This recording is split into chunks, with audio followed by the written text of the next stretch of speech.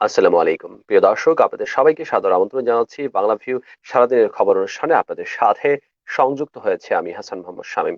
দর্শক, এই অনুষ্ঠানে আমরা সারাদিনে ঘটে যাওয়া উল্লেখযোগ্য ঘটনাবলী আপনাদেরকে জানানোর চেষ্টা করি। দর্শক, ইতিমধ্যে আপনারা অবগত আছেন যে সিলেট সহ সারা দেশে করোনার যে টিকাগুলো আছে সেই টিকা দেওয়ার প্রক্রিয়া চলছে, এবং এই করোনা টিকা দেওয়া দিতে গিয়ে মানুষজন নানা ধরনের ভোগান্তির শিকার হচ্ছেন। তাদেরকে অপেক্ষা করতে হবে, এবং সেই ভোগান্তির ক্ষেত্রে নতুন মাত্রা তৈরি করেছে একটি ভুয়া এসএমএস। সিলেট সিটি কর্পোরেশনের সাহেব রাতে ১৫০ জনের মোবাইলে যে মেসেজ গুলো পাঠানো হয়, এবং তারই পরিপ্রেক্ষিতে শনিবার যে গোঁজামিলের তৈরি হয়, যে হট্টগোল তৈরি হয় সিলেট সিটি কর্পোরেশন নগর ভবন এলাকাতে, এবং সেই খবরটি আমরা আপনাদেরকে ডিসক্রিপশনে জানিয়েছি। সিলেটে ১.৫ শতাধিক মোবাইলে টিকার ভুয়া মেসেজ। সিলেটে প্রায় ২০০ মানুষের মোবাইল ফোনে করোনার ভ্যাকসিনের তারিখ জানিয়ে ভুয়া মেসেজ পাঠিয়েছে একটি চক্র। সার্ভার হ্যাক করে মডার্নার প্রথম ডোজ টিকা প্রদানের এই মেসেজ মোবাইল ফোনে পাঠানো হয়, এবং তবে করার পরপরই সিলেট সিটি কর্পোরেশনের পক্ষ থেকে কোতোয়ালি থানায় সাধারণ ডায়েরি করার পাশাপাশি ঢাকায় অবগত করে নিবন্ধনের আইডি বন্ধ করে নতুন আইডি চালু করা হয়েছে।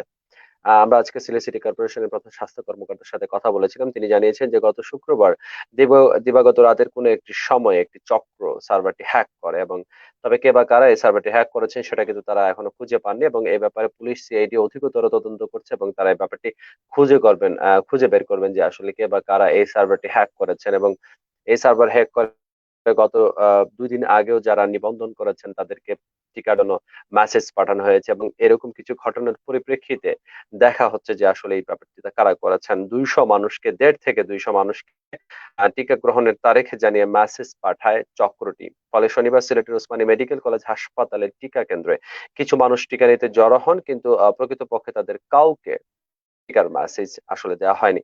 এবং এই সময় ওসমানী হাসপাতালে উপস্থিত ছিলেন সিলেট সিটি কর্পোরেশনের স্বাস্থ্য কর্মকর্তা আম ডক্টর জাহিদুল ইসলাম সুমন। তার কাছে বিষয়টি ধরা পড়ে এবং তৎক্ষণাৎ ঢাকায় অবগত করেন।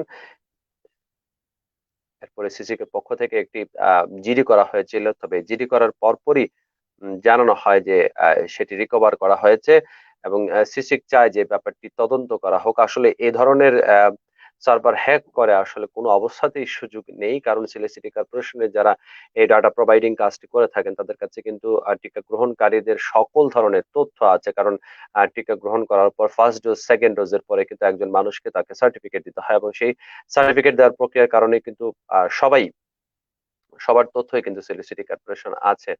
দর্শক, অনেকেই করোনার যে করোনা থেকে বাঁচতে যে টিকা আছে মডার্না টিকা, সেই মডার্না টিকার প্রথম ডোজটা গত মাসে গ্রহণ করেছিলেন, এবং আজকে সেকেন্ড ডোজ তাদের নেওয়ার কথা, হয়তো বা এই ২-৩ দিনের মধ্যে তাদের সেকেন্ড ডোজ নেওয়ার কথা, এসএমএস চলে আসার কথা। কিন্তু অনেকেই কিন্তু এসএমএস পাচ্ছেন না, এবং এসএমএস না পাওয়ার কারণে তারা সিলেট সিটি কর্পোরেশনে ভিড় করছেন, এবং সেখানে জানতে চাইছেন যে তাদের এসএমএস কবে আসবে। এই ব্যাপারে আমরাও কথা বলেছিলাম, জানতে চেষ্টা করেছিলাম যে আসলে ঠিক কি অবস্থা।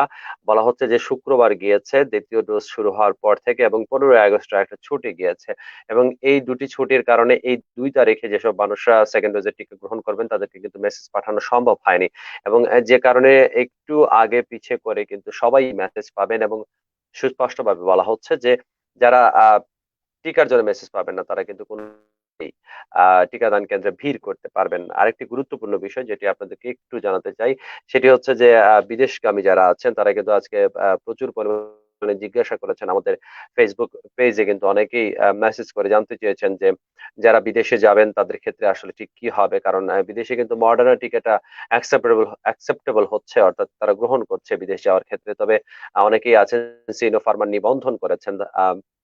কিন্তু মডার্না টিকা শুধুমাত্র সিলেট সিটি কর্পোরেশন এলাকাগুলোতে দেওয়া হচ্ছে, এবং এমন অনেকেই আছেন যারা বিদেশে যাবেন, যারা সিলেট সিটি কর্পোরেশন এলাকায় বসবাস করেন না, বিভাগে বসবাস করেন, সিলেট বিভাগে বসবাস করেন। তাদের ক্ষেত্রে কিন্তু অনেকটাই প্রশ্ন দেখা দিয়েছিল। আমরা সে ব্যাপারেও কথা বলেছি, এবং জানার চেষ্টা করেছি যে আসলে তাদের ক্ষেত্রে কি হবে, এবং আমাদেরকে সিলেট সিটি কর্পোরেশনের প্রধান স্বাস্থ্য কর্মকর্তা জাহিদুল ইসলাম সুমন তিনি বলেছেন যে অগ্রাধিকার ভিত্তিতে যারা বিদেশে যাবেন তাদেরকে ভিসা থাকা সাপেক্ষে তাদেরকে যে কোনো ভাবেই তাদেরকে করোনার টিকা দেওয়া হবে। তবে যাদের ভিসা প্রসেসিং এ আছে বা অনেকেই বলেছেন যে তারা আইএলটিএস করছেন, ইংল্যান্ডে যাবেন, আমেরিকাতে যাবেন, অন্যান্য দেশে যাবেন, তারা টিকা নিতে পারবেন কিনা সেভাবে কিন্তু কোনো সুযোগ নেই।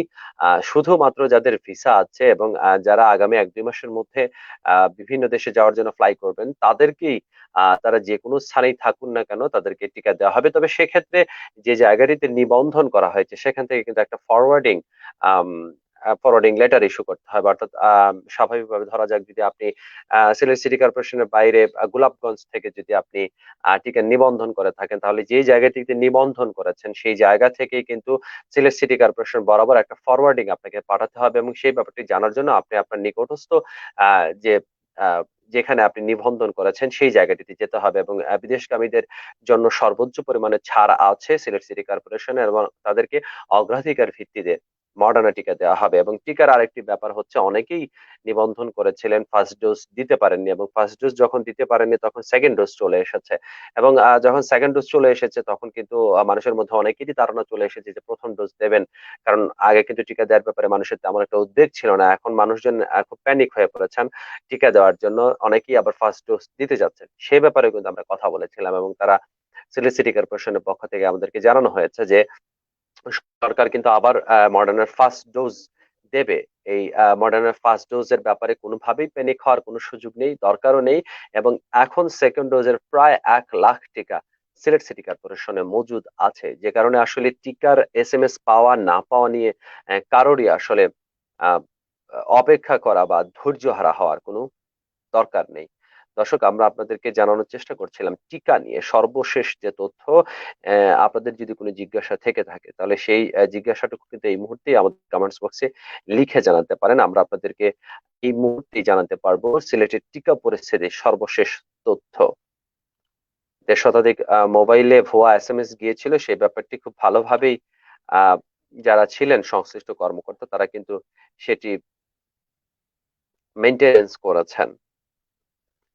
সাবেক অর্থমন্ত্রী কারণ আর রিপোর্ট নেগেটিভ এসেছে। আপনারা অনেকেই অবগত আছেন যে সিএমএইচ এ ভর্তি আছেন ঢাকার বাংলাদেশের সাবেক অর্থমন্ত্রী এবং সিলেট ১ আসনের মাননীয় সাবেক সংসদ সদস্য আবুল মাল আব্দুল মুহিত এবং আজকে তার করোনা পরীক্ষা করা হয়েছিল এবং সেখানে করোনা পরীক্ষায় তার রিপোর্টটি নেগেটিভ এসেছে এবং যে কারণে তাকে আমরাও আশা করি যে মুহিত সাহেবের মতো যেসব জ্ঞানী মানুষ আছেন তারা আরো অনেকদিন বেঁচে থাকবেন এবং তিনি সিলেটের জন্য কিন্তু প্রচুর কাজ করেছেন। আজকে বয়স হয়েছে যে কারণে তার শারীরিক কিছু সমস্যা দেখা দিয়েছে, তবে এই শারীরিক সমস্যার মধ্যেও আসলে সুখের ব্যাপারটি হচ্ছে তার করোনা পরীক্ষার নেগেটিভ রেজাল্ট এসেছে, যা জনকে শাহাদত বার্ষিকীতে সাবিতে পরীক্ষা হয়েছে। ১৫ই আগস্ট বাঙালি জাতির জন্য শোকের দিন এবং সেই শোকের দিনে আহ, যেটি আমরা শোক দিবস হিসেবে পুরো বাংলাদেশে পালন করা হয়ে থাকে এবং সেই শোকের দিনে শাহজালাল বিজ্ঞান ও প্রযুক্তি বিশ্ববিদ্যালয়, যেটি সিলেটের পাবলিক বিশ্ববিদ্যালয়, সেখানে কিন্তু জাতির জনকের এই মৃত্যুকে কিন্তু পরীক্ষা গ্রহণ করা হয়েছে।